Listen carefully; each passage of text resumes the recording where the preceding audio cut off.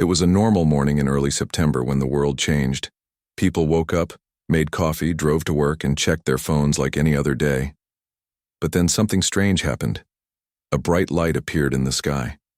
Not the sun, not a plane, not even a shooting star. It was huge, glowing, and silent. It hovered above Earth. Everyone saw it, from cities to farms, from schools to military bases. People stopped what they were doing and looked up. Then the message came. Not through TV or radio, but inside people's heads. At first it felt like a headache. Then, voices, calm, clear, and confident. We are the Vayari. We come in peace, the raw. Voice didn't belong to anyone on Earth. It was smooth, deep, and filled with calm authority. Scientists tried to trace where the signal came from. Governments scrambled to respond, but the Vayari had already landed. They came down in one place, the Nevada desert near Area 51. The U.S. government sent a team to meet them. Soldiers, diplomats, scientists, all kinds of experts. They were nervous, but ready. When they arrived, they saw the Vayari ship. It was tall, silver, and shaped like a long drop of water. No engines, no noise, just floating. Then the door opened. Out stepped the Vayari. They were tall, taller than most humans. Their skin was pale blue. Their eyes were big, black, and calm. They wore simple white clothes that looked like flowing robes. They did not speak out loud. They spoke in thoughts. One of them introduced himself as Kyle. He said he was a diplomat. He smiled, and he laughed. Not with his mouth. With his mind. Across every screen, every headset, every speaker connected to the meeting room, a sound echoed. Laughter. Real laughter. Not cruel, not mean, but amused. Like someone watching a child try to fix a car. Kyle looked at the humans around. Him. At the soldiers with guns. At the tanks lined up behind the fence. At the fighter jets flying overhead. He shook his head. You think these things will protect you?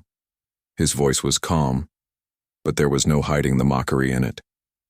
You carry sticks and firecrackers. You call this strength? The humans stood still. Some turned red with anger. Others looked confused. One general stepped forward. We only want to defend ourselves, he said. We don't know you. We have to be ready. Kale tilted his head. Ready? For what? Another silence. Kale raised his hand. In the air, a hologram appeared. It showed Earth, spinning slowly. We have seen thousands of planets. We have met hundreds of species. None of them could harm us, and none of them needed to. He looked at the general. Your weapons cannot hurt us. Your ships cannot follow us. Your minds cannot understand us. He paused. You do not need to fight. You only need to join us. That was the offer. Peaceful union, protection, technology, knowledge, but not freedom. There was no mention of choice, no talk of independence, just joining. The meeting ended soon after. The Vayari left the same way they came, silent, floating, smiling, and the world watched it all live. Shockwaves across the globe. The video went viral within minutes. Millions.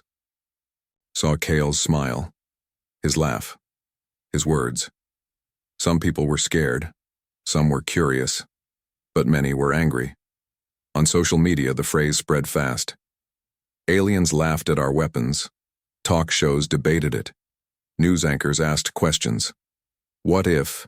He was right. What if human weapons really couldn't hurt them? Military leaders held secret meetings. They reviewed footage, studied the Vayari ship, analyzed the energy readings. They found nothing. No heat signature, no fuel source, no visible weapons. It was like the Vayari didn't even need to build machines. They just existed. In labs across the world, scientists worked late into the night. They tried to reverse engineer old alien probes found in the ocean. They tested bullets, lasers, bombs, and missiles against captured tech. Nothing worked. The Vayari materials didn't burn, didn't melt, didn't dent. They absorbed energy, like sponges. One man watches and thinks, in a small town in Texas.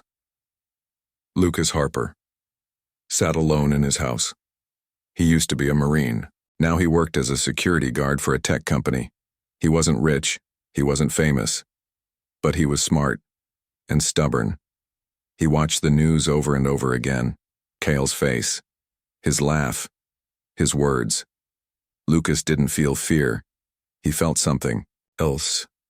Anger. He remembered his time in the army, the training, the drills, the weapons. He thought about the men and women who died fighting wars, the ones who gave everything so others could live free. And now some alien comes down and says it was all useless? No.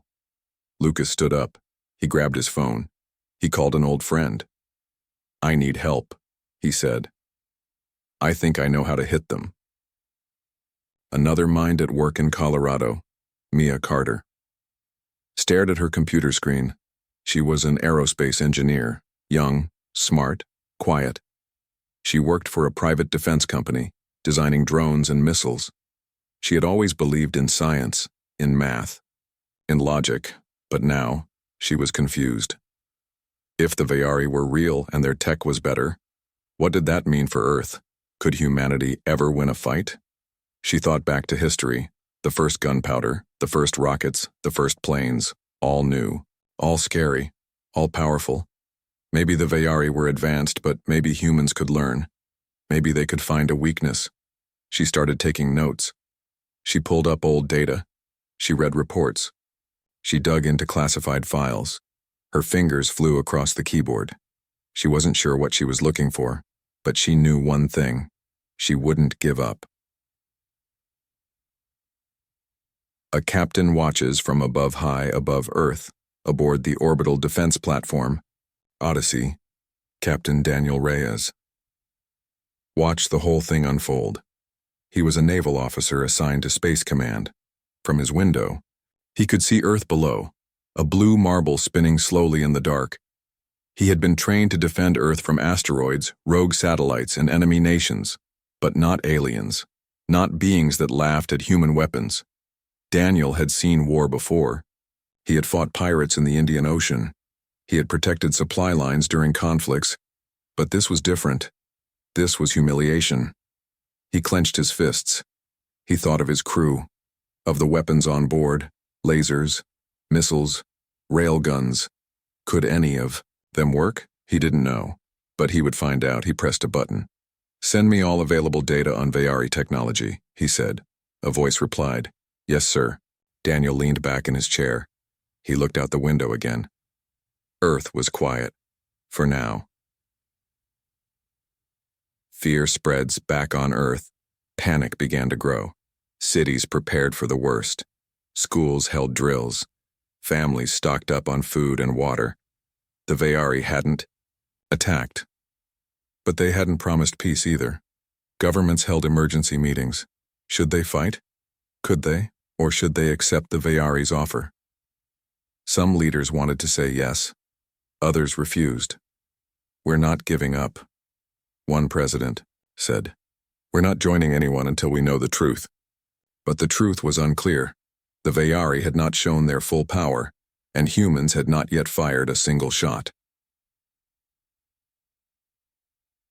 A secret plan begins. In a hidden lab under a mountain in Montana, a group of scientists gathered. They were not part of any official program. They were renegades, thinkers, fighters. They had one goal: to prove that human weapons could hurt the Vayari. Lucas Harper was there. Mia Carter joined by video. Daniel Reyes sent encrypted files. They shared ideas. They built prototypes. They tested weapons on captured alien tech. They failed. Again and again. But each failure taught them something: how the shields worked, where the weak spots might be, how energy was absorbed. They didn't know if they'd succeed, but they knew one thing: they wouldn't let the Vayari laugh forever. Odger, final thoughts. The Vayari had underestimated humans. They thought they were primitive, weak, easy to control, but they forgot one thing: Humans fight, even when they're outmatched, even when they're afraid, especially when they're mocked. Lucas, Mia and Daniel were just 3 people, but they were not alone. Across the world, more were waking up, thinking, planning, preparing, and waiting. For the day, they would fire back. The secret lab under the mountain was quiet, except for the hum of machines and the low voices of scientists. Lucas Harper stood near a table covered in broken metal. It looked like scrap, but it wasn't junk. It was alien tech, parts from old Vayari probes that had been found floating in Earth's oceans years ago. No one knew how they got there. Some said they were lost scouts. Others believed they were sent to study humans before the Vayari made contact. Now those pieces were being tested. Mia Carter sat at a desk nearby, typing on her laptop. She had flown in from Colorado the night before. Her eyes were tired, but her mind was sharp. She looked up at Lucas. "We tried again," she said. "Same result." Lucas nodded. "They absorbed the energy," he said. "Like always." They had fired lasers, railguns, and even a small EMP device at the alien parts. Nothing worked. The materials didn't burn. They didn't melt. They just took the hits and stayed intact. It was frustrating, but Mia wasn't ready to give up. "There has to be something," she said. "Some way to break through." Lucas crossed his arms. "If we can't hit them hard enough, maybe we need to hit them differently." A new idea back in Colorado, Mia started working with a small team of engineers. They were not government workers. They weren't military. They were just smart people who wanted to help. Together, they came up with a new idea. What if human weapons could be combined with alien tech? They called it hybrid tech. Instead of trying to destroy the Vayari shields head-on, they wanted to find ways to bypass them. They built a test drone. It looked like a small fighter jet, but it was fast and carried a special kind of weapon, something Mia had helped design. A prototype railgun round, wrapped in a magnetic pulse shell. They launched the drone during a secret test in the desert. It, too, flew toward a piece of captured Vayari armor, a thick, glowing plate mounted on a stand. The drone fired. The shot hit the plate. For a moment, nothing happened. Then, the glow on the plate flickered. And then, crack. A deep line formed across the surface. The team stared in shock. "It worked," someone whispered. Mia smiled. "Not completely," she said, "but close enough." They had done something no one else had done before. They had hurt the Vayari armor. Captain Reyes takes action. Meanwhile, Daniel Reyes was still aboard the orbital defense platform, Odyssey. He had seen the Vayari ships. He had heard their mocking words. And now, he had read the reports from Mia's team. Something was changing. Daniel had always believed in preparation, in readiness. So he did something bold. He ordered a live fire drill, not against training targets, but against a real Vayari probe that had been orbiting Earth for weeks. The probe had been silent, watching, waiting. Daniel saw it as a threat. He gave the order. "Target locked," a voice said over comms. "Fire when ready," he replied. A single railgun round shot out from the Odyssey. It traveled fast, faster than any bullet ever fired by humans. It struck the Vayari probe. At first, nothing seemed to happen. Then the probe began to spin. Its signal cut off. It drifted silently into space. Daniel watched it disappear. His crew cheered. He allowed himself a small smile. They had proven something important. The Vayari weren't untouchable. The World Reacts news of the successful test spread quickly, not through official channels, but through leaks, videos, and whispers. People began to believe that maybe, just maybe, humans could fight back. In schools, kids talked about it. In bars, soldiers argued about it. On the internet, memes showed humans firing guns at aliens with the caption, "Laugh now, you blue bastards." Governments remained quiet, but behind closed doors, leaders met in secret. Some wanted to continue diplomacy. Others wanted to prepare for war. One general stood up in a meeting and said, "We've been shown weakness, not strength. We should act." Before they realize we're learning, another general disagreed. "We don't know what they're capable of. If we attack too soon, we might lose everything." The debate continued, but outside the halls of power, people were already making choices. Lucas goes rogue. Lucas Harper left the lab in Montana after 2 weeks. He had learned all he could. Now, he wanted action. He reached out to an old friend, Jason Cole, a former Marine turned private security contractor. Jason ran a group of fighters who worked outside the law. They were tough, smart, and willing to take risks. "I need your help," Lucas said. "For what?" Jason asked. "To get inside a Vayari landing site," Lucas replied. "I want to see what they're doing down there." Jason raised an eyebrow. "You mean the one in Nevada?" Lucas nodded. "That's the one." Jason smirked. "You're crazy." "Maybe," Lucas said, "but we have to try." We were breaking into the enemy. Camp under the cover of darkness, Lucas and Jason's team moved into the Nevada desert. They wore black suits and carried silenced weapons. Their mission was simple: get close to the Vayari landing zone, plant cameras, and gather data. They didn't plan to start a fight, just to watch. They crept past fences and sensors. They avoided patrols. They reached the edge of the landing site. From a hidden ridge, they watched. Vayari drones hovered silently. Lights blinked on strange machines. No humans were allowed inside. Lucas pointed to a large structure in the center. "That's their command post," he whispered. Jason nodded. "What do you think is inside?" Lucas shook his head. "No idea, but I intend to find out." They placed a few remote cameras around the perimeter and retreated. Later that night, they reviewed the footage. What they saw chilled them. Inside the command post, the Vayari were building something. Large pods, metal cases, strange symbols lit up on the sides. Weapons? Ships? Something worse? They couldn't tell. But one thing was clear: the Vayari were preparing. Mia builds. Something new. Back in Colorado, Mia received the footage from Lucas. She studied the images carefully. She noticed something strange. The pods had markings that matched the energy patterns of the Vayari's own bodies. "They're using their biology in their tech," she realized. That opened up a new possibility.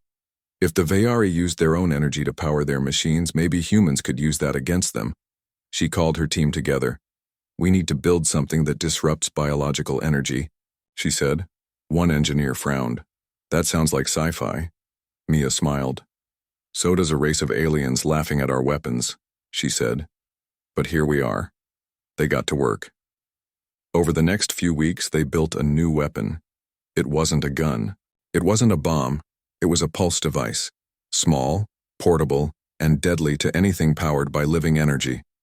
They tested it on a captured Vayari drone. The result was immediate. The drone twitched. Then its lights went out. It fell to the ground like a stone. Mia stared at it, then she whispered, "We have a chance." Daniel makes his move, Captain. Daniel Reyes was watching the same data. He saw the results from Mia's lab. He read the reports from Lucas's mission. He knew what was coming, and he knew time was running out.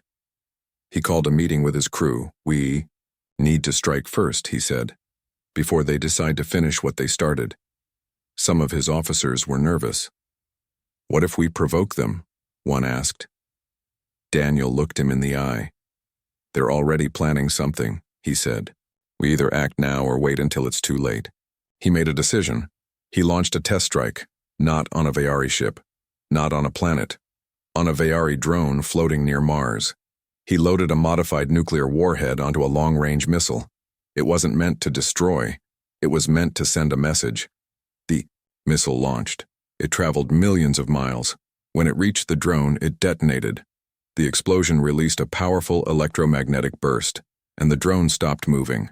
It shut down completely. Daniel watched the feed. Then he said, "They're not invincible."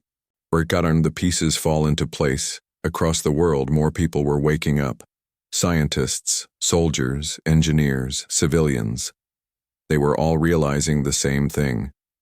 The Vayari had underestimated humanity. They thought humans were weak. They thought they could control Earth. But they hadn't counted on something. Human curiosity, human stubbornness, human rage. Lucas, Mia, and Daniel were just 3 people, but they were not alone. More would join them, soon, and when the time came, humans would fire back. The sky darkened over Earth, not from clouds or storms, but from ships. Massive, silent ships shaped like teardrops floated above cities across the world. They didn't land. They just hovered, watching, waiting. People looked up and felt fear crawl down their spines. The Vayari had returned. This time they weren't smiling. They sent no messages, no telepathic greetings, just silence. Then, the first demand came. It was broadcast to every government on Earth. Submit now, or be removed. No offer of peace. No talk of joining together, only control or destruction. World leaders met in secret. Some wanted to surrender. Others wanted to fight.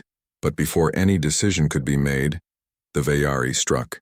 A city in South America vanished in a flash of light. One moment it was there. The next, it was gone. The shockwave knocked people off their feet miles away. There were no survivors. The message was clear. The Vayari would not wait. Lucas prepares for war. Lucas Harper stood in a hidden bunker beneath the Rocky Mountains. He was surrounded by maps, reports, and soldiers. His team had grown. What started as a few rogue fighters had become a full resistance unit. They called themselves the Iron Line. Their mission? Stop the Vayari landing force in New York. A massive pod had dropped near the city. It was buried deep in the ground, humming with energy. Lucas studied the layout. This thing isn't just a base, he said. It's a power station. Jason Cole, his old friend and second in command, frowned. You think they're building something? Lucas nodded. I think they're powering something. He turned to his team. We hit them before they finish whatever it is. No one hesitated. They loaded up with gear. They had spent weeks preparing for this. Now, it was time to fight. Mia launches her squad. Mia Carter sat in a cockpit high above the Pacific Ocean. She wasn't a pilot. She was an engineer. But today, she flew. Her fighter plane was unlike any other. It was fast, quiet, armed with her new hybrid railgun rounds. Around her, a small squadron of pilots followed. They were volunteers. Some were military defectors, others were civilians who had learned to fly. They had one mission: take out the Vayari scout fleet above the ocean. The scouts were fast and deadly. They zipped through the air like bullets, scanning for human activity. If they reached the mainland, they could destroy entire cities. Mia took a deep breath. She pressed the button. Let's show them what we've got. Her engines roared and they flew into battle. Daniel Reyes, Strike's captain. Daniel Reyes stood on the bridge of the Odyssey, his hands gripping the rail. He watched the feed from Earth, cities burning, people running. He clenched his jaw. He had warned them. The Vayari wouldn't stop until they owned everything. He turned to his crew. All systems online? He asked. Yes, sir, a voice replied. Target locked? Locked. Daniel nodded. Fire. From the belly of the Odyssey, a single round launched. It was huge, fast, fueled by fusion energy. It tore through space like lightning. Its target, Vayari command ship hovering above Brazil. The round hit. For a moment, nothing happened. Then, boom. The explosion lit up the sky. The command ship shattered into pieces. The signal cut off. Daniel watched it all. He whispered, We're not backing. Down. Breakaturs Lucas attacks the pod. Lucas and his team moved through the ruins of New York. Buildings were broken. Fires burned everywhere. The Vayari pod loomed ahead like a black monolith. It pulsed with strange energy. Lucas led the way. They reached the edge of the site. Then, The Vayari drones appeared. They rose from the ground like insects, glowing eyes scanning for targets. Lucas raised his weapon. "Now or never," he said. They opened fire. Bullets pinged off drone armor, lasers flickered and died. But then, one of the drones twitched, then another, then they fell. Mia's pulse device worked. Lucas grinned. "Keep moving." They pushed forward. Inside the pod, they found what they feared. A massive core, pulsing with energy. It was powering something. Something. Big Lucas pulled a charge from his pack. He placed it on the core. "Set the timer. Fall back," he shouted. They ran. Behind them, the pod exploded. A shockwave rippled through the city. When the smoke cleared, the pod was gone. Lucas looked at Jason. "One down," he said. "How many more are there?" Jason asked. Lucas didn't answer. He didn't want to know. Mia wins in the skies back above the Pacific. Mia fought hard. The Vayari scouts were fast, smarter than expected. They dodged her shots, used countermeasures. But Mia had planned for that. She used terrain masking, flying low behind mountains and clouds. She lured them into narrow passes. Then she ambushed them. One by one, the scouts fell.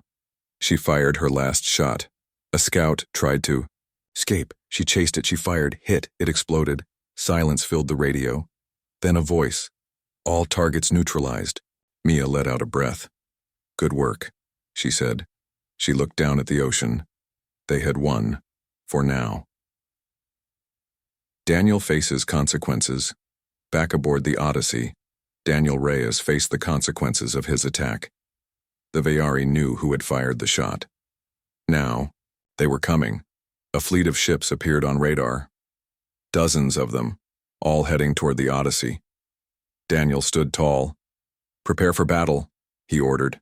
His crew scrambled. Lasers powered up, missiles loaded, railguns aimed. The enemy approached. Daniel stared at the screen. He whispered, "You wanted a war. Well, you got one." On the World Reacts news spread fast.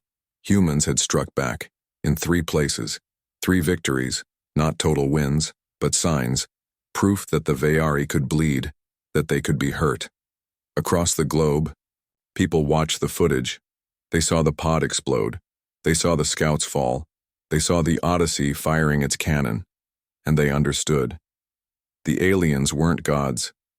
They were enemies, and enemies could be beaten. A message to the Vayari in Tokyo. A group of hackers broke into a Vayari communication channel. They sent a message. It was short. It was simple. It was powerful. "You laughed at our weapons. Now we laugh back." The message echoed across the galaxy. Some Vayari heard it. Some ignored it. But some felt fear. For the first time. The fight begins. Lucas, Mia, and Daniel were not alone anymore. Across the world, others joined the fight. Soldiers, scientists, pilots, engineers, farmers, teachers, even kids helped where they could. They built traps, they hacked signals, they shared knowledge, they gave hope. The Vayari had come to Earth thinking they would rule without challenge. But they had made a mistake. They had underestimated humanity. And now, humanity was fighting back. Hard. After the first human victories, something changed. People who once argued about politics, borders, and money now had a new enemy, the Vayari. And they weren't just fighting governments anymore. They were fighting everyone. Cities burned. Farms were destroyed. Satellites fell from orbit. But humans didn't stop. Instead, they came together like never before. In Africa, old enemies joined forces to protect their skies. In Europe, scientists shared secrets they once kept hidden. In Asia, hackers worked together to block Vayari signals. In North America, soldiers trained civilians to fight. Even small towns began to resist. Farmers built traps. Teachers taught kids how to survive. Children helped by carrying messages and supplies. For the first time in history, Earth was not divided. It was united against the aliens. Lucas leads the fight. Lucas. Harper stood on top of a ruined building in Chicago. He looked out over the city. Smoke rose from burning buildings. Fires lit up the night sky. Vayari drones hovered above, scanning for targets. Lucas knew what he had to do. He had become more than just a fighter. He was now a leader. His team, the Iron Line, had grown. What started as a small group of rebels had turned into an army. They called themselves Freedom Strike. Their mission: hit the Vayari where it hurt. Not just their ships, not just their tech, their supply lines, their energy sources, their weak points. Lucas had learned that the Vayari did not build everything themselves. They used energy beacons to power their machines. Destroy those, and the Vayari lost strength. That's exactly what he planned to do.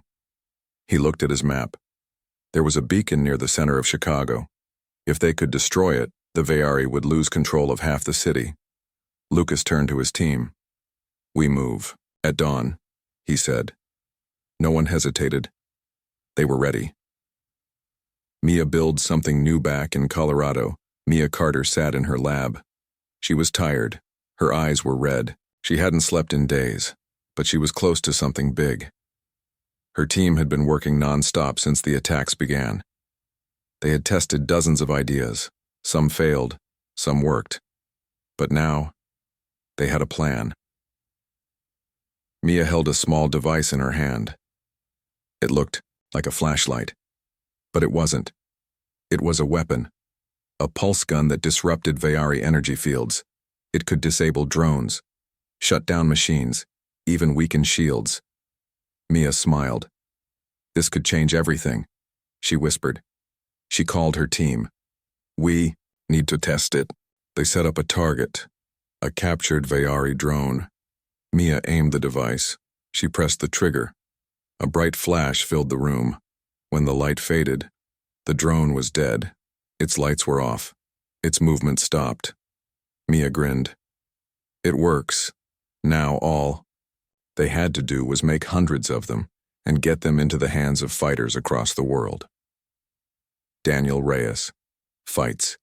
From Orbit Captain. Daniel Reyes floated inside the command deck of the Odyssey. The orbital defense station had survived. The last attack, but barely. Most of its systems were damaged. Half the crew was gone. But Daniel refused to give up. He watched Earth below. Cities burned, people fought, and the Vayari kept coming. Daniel clenched his fists. He had one ship left, one cannon, and a mission. He looked at the radar. A Vayari supply depot had appeared near Jupiter.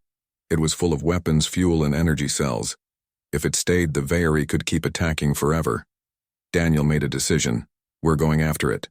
His crew looked shocked. "That's way too far," one officer said. Daniel stared at him. "If we don't stop them now, we'll never win." They agreed. They launched. The Odyssey flew through space. It passed Mars, then Saturn, then finally, it reached the depot. It was huge, floating in the dark, silent, waiting. Daniel gave the order. "Fire." The cannon roared. The shot hit. Boom! The depot exploded in a massive fireball. The shockwave knocked the Odyssey back. Daniel looked at the screen. The depot was gone. He smiled. One less problem. Guerrilla warfare. Begins across Earth. Resistance groups grew stronger. They called themselves many names. Iron Line, Skybreakers, Ghost Squad, Red Dawn. But they all had one goal: to fight the Vayari. They used hit-and-run tactics. They ambushed drones. They stole alien tech. They planted bombs. They hid in forests, cities, and mountains, and they never stayed in one place long enough to be caught. In Brazil, a group of teenagers used stolen Vayari suits to sneak into a base and destroy its power core. In India, farmers built homemade drones and used them to drop explosives on enemy camps. In Russia, ex-soldiers used old Soviet tanks to hold off Vayari ground troops. Everywhere, people fought, and every victory gave others hope. A surprise attack. Lucas and his team reached the energy beacon in Chicago. They moved fast and quiet. They avoided patrols. They slipped past defenses. Finally, they reached the base. It was surrounded by drones. Lucas raised his weapon. Ready? His team nodded. They opened fire. Lasers flashed, bullets flew, drones fell. But then, something strange happened. One of the drones stopped shooting. It looked at Lucas. Then, it spoke. "Help us." Lucas froze. "What?" The drone repeated. "Help." As Lucas looked at Jason, Jason shrugged. "I thought they were all controlled by the Vayari." Lucas stepped closer. "You're saying you don't want to fight?" The drone blinked. "We are slaves." Lucas's heart pounded. "They use us." The drone continued. "To serve, to obey, to die." Lucas looked around. There were dozens of these drones, maybe hundreds, all under Vayari control. But if even one had broken free, he got an idea. "If we destroy the beacon," he said, "will you be free?" The drone paused. "Yes." Lucas smiled. "Then let's do this." They placed the charges, set the timer, ran. Boom. The beacon exploded. The drone stopped moving. Then slowly they turned toward the Vayari ships and opened fire. Lucas couldn't believe it. "They're helping us." Jason grinned. "Looks like we have new allies." Where's here? Mia arms the world back in Colorado. Mia sent out her new weapon. Pulse guns went to fighters in Africa. Homemade railguns went to pilots in Europe. EMP grenades went to rebels in Asia. Every day, more weapons arrived. More fighters joined. Mia knew the Vayari were strong, but she also knew something else. Humans were smarter, and now they had tools to match. She stood in front of a camera. She recorded a message. "This is Mia Carter," she said. "We are building weapons that work against the Vayari. We are sending them to anyone who wants to fight." She paused. "Don't wait for permission. Take up arms, fight back, and win." The message spread fast. Across the world, people watched, and they understood. The war had changed. Humans were no longer just defending, they were attacking. Hard. Daniel returns. Home Captain Daniel Reyes returned to Earth. The Odyssey was badly damaged, but it had done its job. As he stepped onto solid ground, he saw the world had changed. Fighters walked proudly in the streets. Kids drew pictures of battles. Old men told stories of heroes. Daniel smiled. They had won something important. Not just a battle, but belief. Belief that humans could win, that they could stand up to the Vayari and fight back. Hard. The war turns. The Vayari tried to adapt. They sent more ships. They dropped more pods. They attacked harder. But now, humans were ready. They had weapons. They had plans. They had each other. And most importantly, they had rage.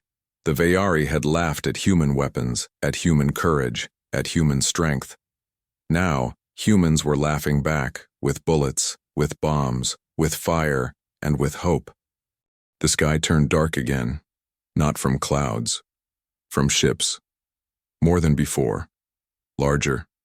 Stronger. Angrier. The Vayari had seen what humans could do. They had lost drones. They had lost supply lines. They had even lost control of their own machines. And now they were done playing games. Across Earth, massive alien warships appeared above cities. New York, Tokyo, Moscow, London, Sydney, Cairo, all of them. The message was clear: submit or be erased. This time, there were no warnings, no demands, only death. A single ship hovered over Tokyo. It opened fire. A beam of light shot down. Buildings melted. People vanished. Then another city. Then another. The Vayari weren't trying to conquer anymore. They were trying to wipe humanity out. Lucas fights to survive Lucas. Harper stood on the edge of Chicago's ruins. Smoke filled the air. Ash covered the ground. His team was scattered. Some were dead. Some were missing. He didn't know who was left, but he knew one thing. They couldn't lose now. Not after everything. He looked at Jason. "We need to regroup," Lucas said. Jason coughed through the smoke. "I don't think there's much left to regroup." Lucas shook his head. "There has to be someone still fighting." Jason pointed toward the north. "There might be survivors near the old train yard. I heard some radio chatter last night." Lucas grabbed his gear. "Then let's go find them." They moved fast, through broken streets, past burning cars, over collapsed buildings. Every step reminded them of how close they were to losing.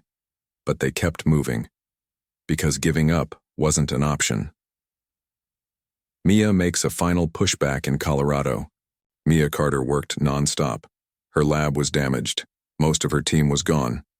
But she still had one mission: to build something that could hurt the Veary flagship. She had studied its design. It was different from the others. Stronger shields, more weapons, and a gravity core that powered everything. If they could destroy that, the whole ship would collapse. Mia had one idea: a bomb.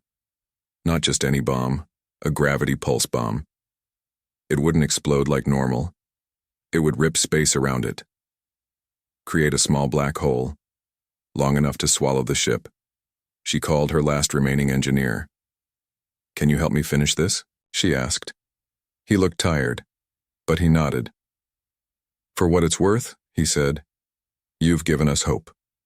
Mia smiled. "Then let's make sure it means something." They got to work. Daniel Reyes leads. One last mission, Captain. Daniel Reyes stared at the stars from inside the Odyssey's command deck. The station was barely holding together. Half the systems were offline. Most of the crew was dead. But he still had one weapon left. One shot. He watched as the Veary flagship approached Earth. It was massive, bigger than anything they had seen before. It floated above the planet like a god. Waiting. Watching. Daniel clenched his fists. He had fought hard, lost so much.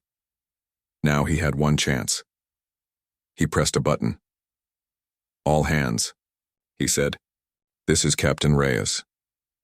I won't lie to you. We're outgunned, outnumbered, and running out of time. But we are not beaten. If we fall today, it will not be because we gave up. It will be because we fought to the end." He looked at the screen. The Veary think they own this world. They think we are weak. They think we will beg for mercy. He paused. "Well, we won't. We fight. We die. But we never stop." He looked at his pilot. "Set course for the flagship." The pilot hesitated. "Sir, do it." The engines roared. The Odyssey turned and flew straight into the heart of the enemy fleet. A suicide mission. Lucas and Jason reached the train yard. Inside they found survivors, dozens of them, fighters, civilians, kids. They all looked scared, but when they saw Lucas, they stood taller. One man stepped forward. "We thought you were dead," he said. Lucas shook his head. "Not yet." He looked around. "We need to hit the Veary where it hurts." Jason frowned. "You mean the flagship?" Lucas nodded. "That thing is the reason they keep coming back. If we take it out, we might have a chance." A woman raised her hand. "How do we do that?" Lucas looked at her. "We need to get inside." There was silence. Then someone spoke. "I might know how." It was a young hacker named Danny. He held up a small device. "I hacked into a Veary signal last week," he said. "I found a way to ride their transport beams." Lucas's eyes lit up. "You're saying we can sneak aboard?" Danny nodded. "If we time it right?" Lucas grinned. "Then let's do it." Mia sends her gift back in Colorado. Mia finished the bomb. It was small, simple, deadly. She loaded it onto a fighter drone. She programmed it to follow the Odyssey's path and to detonate once it reached the Veary flagship. She sat alone in the lab, watched the launch. She whispered, "Please work." The drone lifted off, flew into the sky, disappeared into space. She closed her eyes and hoped. Lucas boards the flagship. The plan was risky, too risky, but they had no choice. Using Danny's hack, they jumped onto a Vayari transport beam. In seconds, they were gone. Reappeared inside the flagship. Dark halls, cold metal. Silent footsteps. Lucas led the way. They moved fast, avoiding patrols, dodging sensors. Finally, they reached the core room. The gravity core pulsed with power. Lucas looked at the timer. They had 10 minutes. He placed the bomb, set it, ran. Behind him, alarms began to ring. Vayari soldiers came running. Lasers fired. Bullets flew. Lucas ducked behind cover, shot back. One by one, the Vayari fell, but more kept coming. Jason shouted, "We need to go." Lucas looked at the bomb. 5 minutes. 4. 3. They ran through hallways, down corridors toward the exit. 2 minutes. 1. Boom. The explosion rocked the ship. Lights flickered. Metal groaned. Lucas looked back. The core was collapsing. The ship was dying. He grabbed Jason. "Let's get the hell out of here." Daniel dies. Fighting on the Odyssey. Daniel watched the flagship begin to break apart. He smiled. "Good job, Lucas." Then the Odyssey took a direct hit. Engines failed. Systems crashed. The lights went out. Daniel sat in his chair, looked out the window, at the earth below, at the people fighting, at the sky turning red. He whispered, "Make it count." The final blast hit. The Odyssey exploded, but not before sending one last message. Humans do not beg. We fight. And we win. The Vayari fall. The flagship shattered. Its pieces burned in space. The shockwave knocked nearby. Vayari ships out of orbit. Some crashed, others fled. The attack on Earth stopped. The skies cleared. People looked up and realized they had won. Not completely, not forever, but for now. For this battle, humanity had survived, and the Vayari, they had learned something new, something they had never known before. Fear. Hope rises across the world. People celebrated, not because the war was over, but because they had proven something important, that humans could fight, that humans could win, that humans would never give up. In schools, kids drew pictures of Lucas, Mia, and Daniel. In homes, families told stories of bravery. In labs, scientists built better weapons. In cities, fighters trained harder. The Vayari were not gone, but they had been hurt badly, and next time humans would be ready. The war was over, not because the Vayari surrendered, but because they ran. After the destruction of their flagship, the remaining ships vanished into space. Some were destroyed. Others fled beyond the edge of the solar system. No one knew where they went. But Earth was safe for now. People looked up at the sky. They saw no more alien ships, no more lights, no more death raining from above, only stars and silence. It was strange. After months of fighting, after losing so many, peace felt almost unreal. Cities lay in ruins. Homes were gone. Millions had died, but millions more had survived, and they stood tall because they had done something the Vayari never expected. They had fought back and won.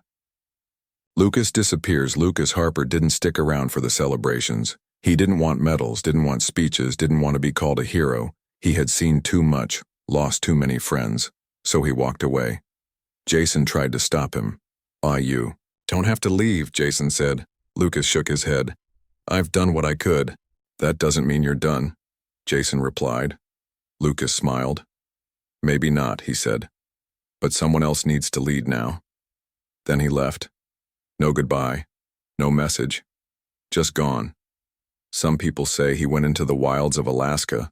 Others believe he joined a resistance group on Mars. A few even think he's still out there, hunting down any Vayari stragglers that might return. Wherever he is, he's watching, waiting, ready. Mia builds a new future. Mia Carter stayed behind. She didn't want revenge. She wanted to make sure humans never lost again. She became the head of a new research program, one focused on building better weapons, better defenses, better ships. She worked with scientists across the world, from Africa to Asia, from Europe to South America. Together, they built something new, a defense system powered by hybrid tech. Vayari energy combined with human ingenuity. It made Earth stronger than ever before. Mia also helped train the next generation of engineers, kids who had grown up during the war, who had seen aliens laugh at their parents. Now, they were learning how to build weapons that could strike back, harder, faster, smarter. Mia knew the Vayari might come back. She just wanted to make sure humanity was ready. When asked why she kept working, she always gave the same answer. Because, if we stop now, everything we fought for will be lost. Daniel Reyes becomes a legend captain. Daniel Reyes didn't survive the final battle, but his name lived on. His last message was broadcast across Earth. Humans do not beg. We fight, and we win. It became a motto, printed on shirts, painted on walls, said before every mission. Daniel was posthumously promoted to admiral.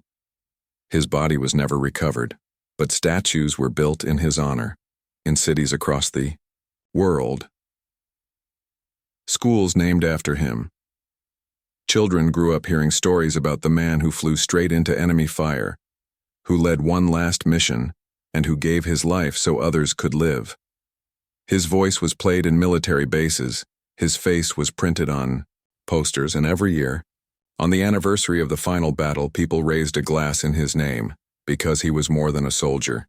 He was a symbol of courage, of sacrifice, of hope. Life begins again. Across the planet, life slowly returned. Farmers rebuilt fields. Teachers reopened schools. Doctors treated the wounded. Parents raised children who had never known peace. Cities began to rise from the ashes. New buildings, new roads, new dreams.